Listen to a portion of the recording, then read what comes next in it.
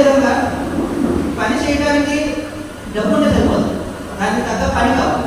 అంటే లోపల ప్రాణం ఉంటే సరిపోదు, పైన ఏం కావాలి, దేని కావాలి, దాన్ని పని చేయించడానికి. అందువల్ల డబ్బు కంటే ముఖ్యం తర్వాత ఏంటంటే పని. ఆ పని నా టీం కమ్మాడి దుర్గాప్రసాద్, అదే వెంకటేష్ గారు, అక్కడ ముని సార్, అదేవిధంగా అక్కడ రామ్మోహన్ గారు, వీళ్ళు రాత్రి 2:30 వరకు 3 గంటల వరకు చేసిన రోజులు ఉన్నాయి. పట్టి లేదు, ఏమి లేదు, రుణపడి లేదు, ఏమీ లేదు. ఎవరో వచ్చేవారు కాదు, మేము చేసుకున్నాం. అలాగే అనేకమైన సక్సెస్ మీట్లు, అదేవిధంగా బ్లడ్ క్యాంపుల్లో ఒక్కొక్క వెంకటేష్ గారు ఆయన 10 మంది, అలాగా అందరూ 56 మంది సభ్యులు తీసుకొచ్చి మామూలుగా బ్లడ్ క్యాంప్లో 20 మంది వస్తారని ఎక్స్పెక్ట్ చేశాం. కానీ ఇప్పుడు 56 మంది మేము బ్లడ్ ఇచ్చాం. అదేవిధంగా మెడికల్ క్యాంప్, అన్ని దాంట్లో వాళ్ళు సహాయం చేసి దాన్ని ముందు నడిపించారు. ఎందుకు చెప్పాలంటే వీళ్ళు లేకపోతే నేను సున్నా, ఎన్ని సున్నా ఉన్న ఉపయోగం లేదు, దాని మీద ఒకటి లేకపోతే. వాళ్ళు ఒకటై ఉండి నా ఇంత సంఖ్యను పెంచి నా విలువ పెంచారు. ఎందుకు చెప్పాలంటే వాళ్ళకు కూడా హృదయపరమైన నమస్కారం.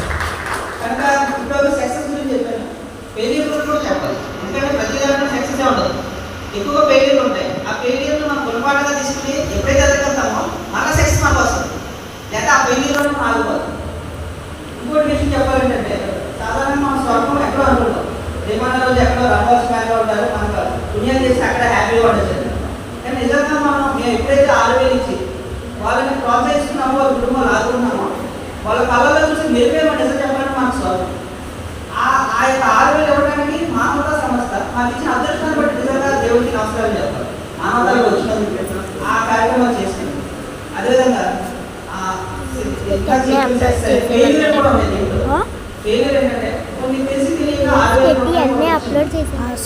అక్కడ ప్రజలు, అక్కడ ఉన్న గ్రామ ప్రజలు మీరు ఎందుకు ఇచ్చారు ఈ 6,000 వేలు బాగానే ఉన్నారు కదా అని మమ్మల్ని ప్రశ్నించినప్పుడు దాన్ని మళ్ళా నేను రివైజ్ చేసుకుని ఒక్కొక్కటిగా దాన్ని మార్పుకుంటూ చాలా తగ్గించుకుంటూ వచ్చింది. నిజం చెప్పాలంటే ఇప్పుడు ఆయనకి ఒక సూచన చెప్పాలి. కొంతమంది ఇన్ఫ్లుయెన్స్ ద్వారా 6,000 ఇవ్వండి అని చెప్తారు. కానీ ఇంకో విషయం చెప్పాలంటే జనార్దన్ గారు, బాబు గారు అనేకసార్లు నాకు ఫోన్ చేశారు. వాళ్ళ దగ్గరికి ఎవరైనా వచ్చినప్పుడు వాళ్ళు ఒకే మాట అనేది, నేను చెప్పడం కదమ్మా, మీరు వెళ్ళి ఇంటికి చూసి ఎలిజిబిలిటీ ఇవ్వండి లేకపోతే వద్దారు. వాళ్ళిద్దరి దగ్గర నుంచి చాలాసార్లు మాట్లాడాను. నిజంగా ఆ మాట అంత లెవెల్లో ఉందో అలా మాట్లాడటం నాకు నిజంగా ఆశ్చర్యం కలిగింది. కానీ కొన్ని ఇన్ఫ్లుయెన్స్ ద్వారా అనుకోవాల్సి వస్తుంది. అది బయటికి మనం ఎవరు చూడలేదు అనుకుంటాం. కానీ మనకి ఇచ్చిన 600 మంది సభ్యులు, 600 రూపాయలు ఇచ్చిన 1075 మంది ప్లస్ వాళ్ళ కుటుంబాలు, ఇవ్వలేని కొంతమంది మానవతను ఎప్పుడు గమనిస్తూనే ఉంటాయి.